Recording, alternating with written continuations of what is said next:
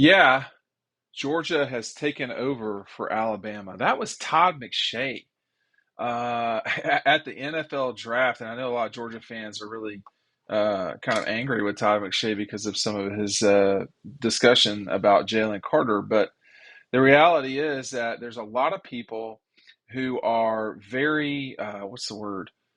Um, just have a lot of praise for what's going on at Georgia right now. Kirby Smart and company getting the job done on so many different levels. 25 guys drafted in the last two NFL drafts. I mean, that's just so significant in terms of production. But Alabama and Georgia tied this year with 10 each. And just really good players from both programs going into the league, and it has though been remarkable. I saw where someone was putting together a list of how many players Kirby had in his first 7 years versus what other really high level coaches had done too, and he was at the top of that list as well. I mean, I think the thing that people forget about the program at Georgia right now is that it is so football centric and football heavy that it really can't be shocking. It can't be shocking that they're producing this many players into the draft.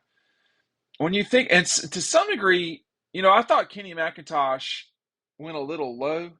I didn't think he'd go real high, but I thought he went a little bit low, comparatively speaking to what I thought his value was. I mean, the guy went in the seventh round.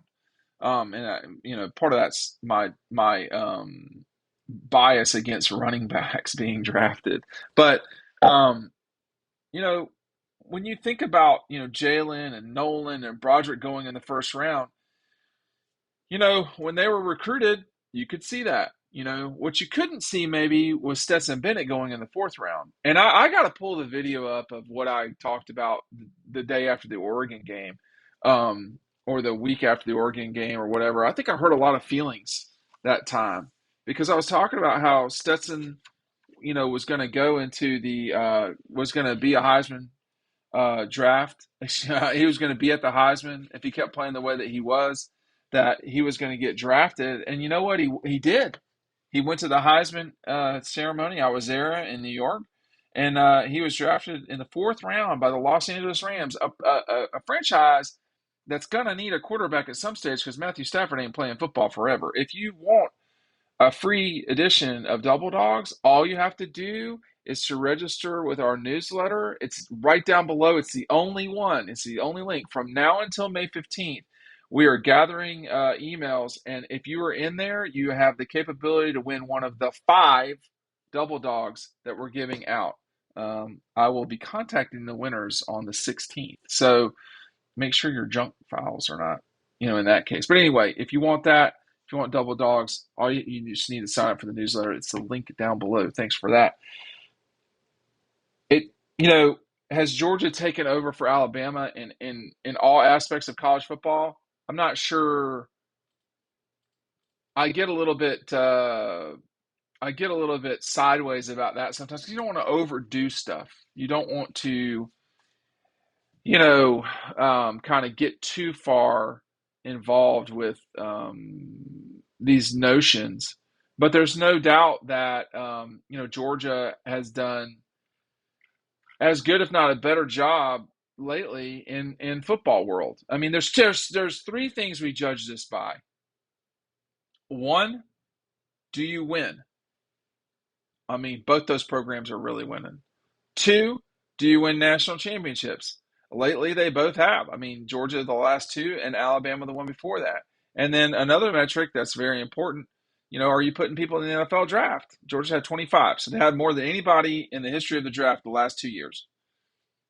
It's never happened before. And Nick and Kirby had some serious ballers over the years in Tuscaloosa when they were together. So I think, I was literally just on the phone with somebody about what the future holds at Georgia, and they were asking questions because it's a business person, and they're sort of making a bet about something, and um, there's no certainty that this ends for Georgia. There's no certainty that it ends. And that's just the thing. We don't know when something ends in college football. It's easier to see the start of something because usually when that quote something is going on, we can point to a particular moment. I would say to me, with Mark Richt, it was a very easy, understandable moment. It was hobnail boot. Everybody knew at that point that Mark was ready to win in a big way, in a way that had not happened in decades, which was at Neyland. With Kirby, I think that's a harder moment to pinpoint because I think the Auburn win in 16 was a pretty big deal, to be honest.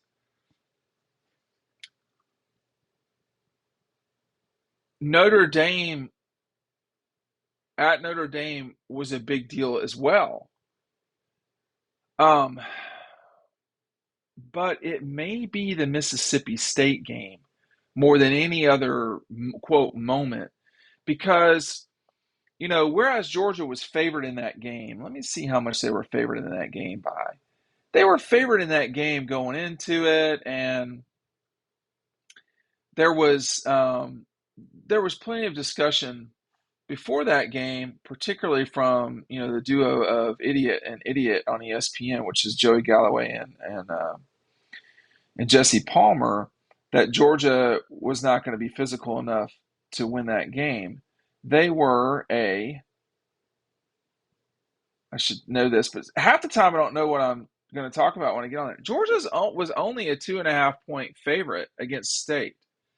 And, they had been a 5 point dog at Notre Dame.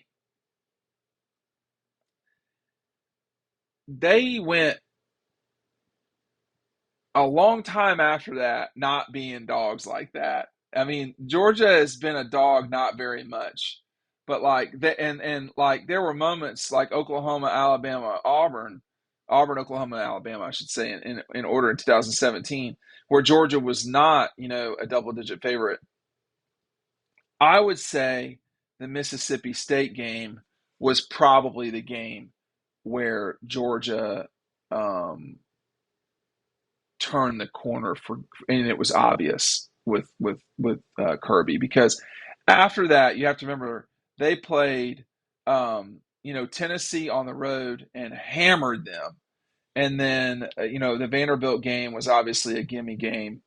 I'm not sure I even remember that game. Oh, it was at noon. Yes, yes, yes, yes, yes, yes. That was the game where Jacob came in and got hit and fumbled.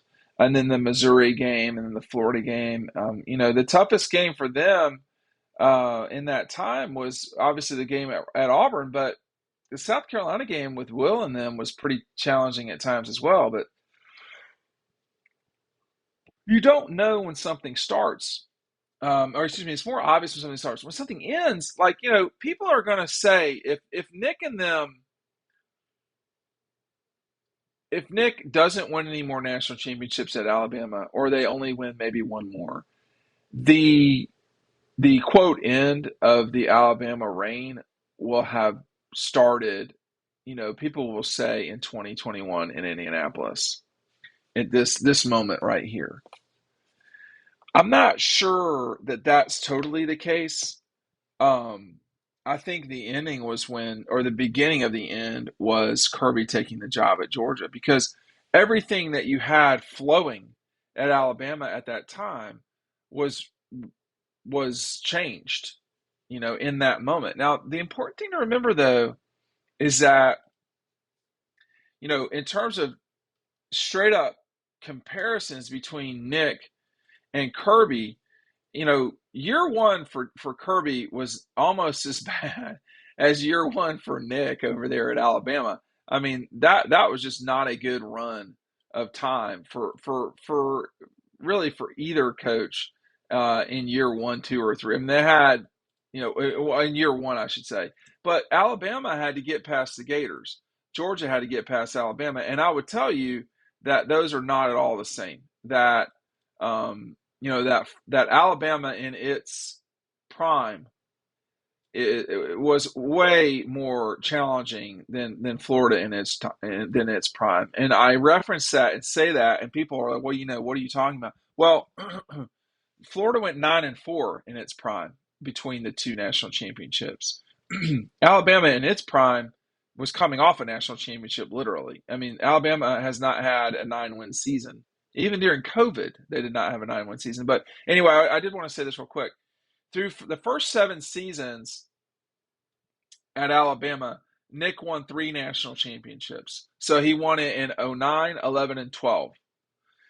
People, I think, tend to remember. Um, I think people in Nick's, I think 18 years at Alabama, or excuse me, 17 years. This will be his 17th year at Alabama. In Nick's first 6 years, for 7 years, he won 3 national championships. So he is slightly in front of Kirby on that front.